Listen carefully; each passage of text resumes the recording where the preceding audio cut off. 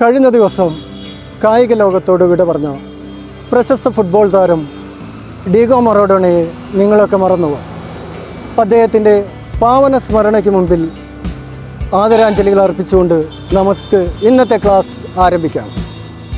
7ാം ക്ലാസ്സിലെ എൻ്റെ ചലനമെന്ന പാഠഭാഗത്തിലെ 3 കായികക്ഷമതാ ഘടകങ്ങൾ പഠിച്ചല്ലോ. ഇന്ന് നമുക്ക് അതേ പാഠഭാഗത്തിലെ അയവ് അഥവാ ഫ്ലെക്സിബിലിറ്റി, ശരീര ഘടന അഥവാ ശരീര അനുപാതം, ബോഡി കോമ്പോസിഷൻ എന്നിവയെക്കുറിച്ച് ഇന്ന് നമുക്ക് പഠിക്കാം. എന്താണ് അയവ് അഥവാ ഫ്ലെക്സിബിലിറ്റി? ചില പ്രവർത്തനങ്ങൾ നമ്മൾ ഏർപ്പെടുമ്പോൾ നമ്മുടെ ശരീരത്തിന് വേണ്ടത്ര അയവ് ലഭിക്കേണ്ടതുണ്ട്. നമ്മൾ ഓടുമ്പോഴും ചാടുമ്പോഴും അതുപോലെ മറ്റ് കായിക പ്രവർത്തനങ്ങളിലൊക്കെ ഏർപ്പെടുമ്പോൾ ശരീരത്തിൻ്റെ സന്ധികൾക്ക് ശരിയായ രീതിയിലുള്ള അയവ് ആവശ്യമാണ്. അത്തരം അയവിനെ സ്വാധീനിക്കുന്ന കുറച്ച് വ്യായാമങ്ങൾ നമുക്ക് ഇന്ന് പരിചയപ്പെട്ടാലോ? എല്ലാവരും വീഡിയോയിലേക്ക് ശ്രദ്ധിക്കൂ. വീഡിയോയിൽ കാണുന്നത് പോലെ ഒരു പ്രതലത്തിലോ അല്ലെങ്കിൽ ചുമരിലോ സപ്പോർട്ട് നിലയിൽ കൊണ്ട് എതിർദിശയിലെ കൈ ഉപയോഗിച്ച് കാലുകൾ ബട്ടക്സിലേക്ക് വലിക്കുക. ഇരു കാലുകളും മാറി മാറി ചെയ്യുമല്ലോ.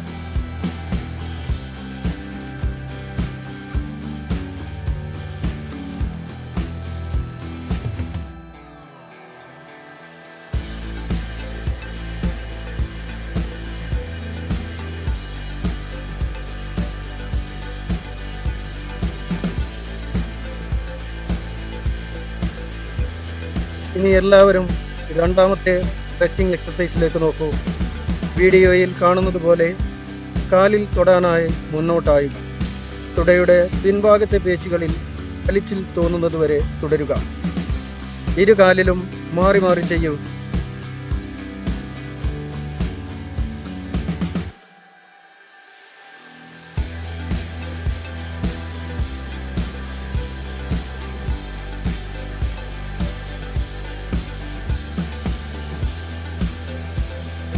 അടുത്ത വീഡിയോയിലേക്ക് നോക്കൂ.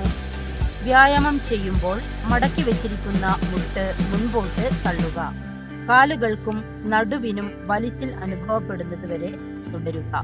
ഇതുപോലെ അടുത്ത കാലിനും ചെയ്യുക.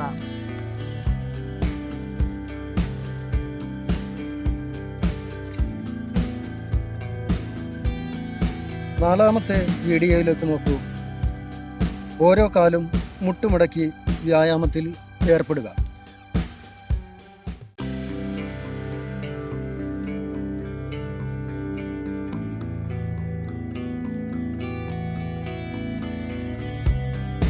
വീഡിയോയിൽ കാണുന്നത് പോലെ മുട്ടുമടക്കിയിരുന്ന് മുന്നോട്ടാഞ്ഞ് കൈകൾ മാക്സിമം സ്ട്രെച്ച് ചെയ്യും. ബട്ടക്സ് കാലുകളിൽ അമർന്നിരിക്കാൻ ശ്രദ്ധിക്കണം കേട്ടോ. ഈ വ്യായാമം നിങ്ങൾക്ക് 2-3 പ്രാവശ്യം ചെയ്യാവുന്നതാണ്.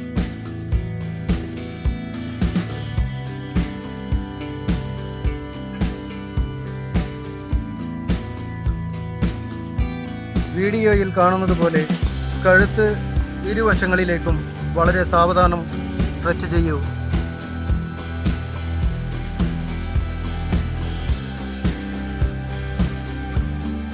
വീഡിയോയിലേക്ക് നോക്കൂ. അവസാനത്തെ സ്ട്രെച്ചിങ് എക്സസൈസ് ആണ്.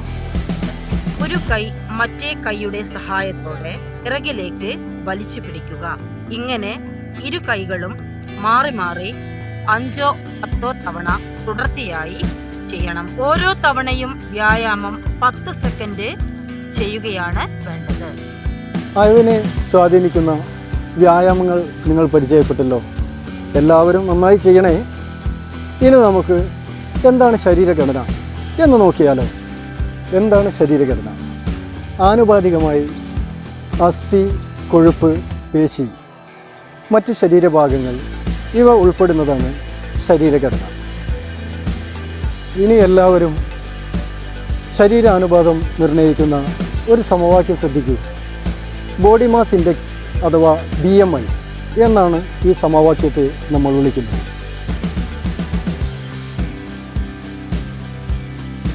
BMI കാണാനുള്ള സമവാക്യമാണ് ഇപ്പോൾ നിങ്ങൾ സ്ക്രീനിൽ കാണുന്നത്.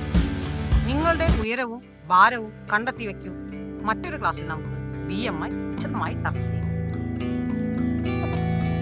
കായികക്ഷമതയെ സ്വാധീനിക്കുന്ന 5 ഘടകങ്ങളെക്കുറിച്ച് പരിചയപ്പെട്ടല്ലോ. കൊഴുപ്പ്, എണ്ണ, മധുരം എന്നിവ അമിതമായി ഉപയോഗിക്കുമ്പോൾ നമ്മുടെ ശരീരഘടനയ്ക്ക് തന്നെ വ്യത്യാസം അനുഭവപ്പെടുന്നു. അതുകൊണ്ട് തന്നെ ചെറുപ്പത്തിലെ നമ്മൾ നിത്യരോഗികളായി മാറുന്നു.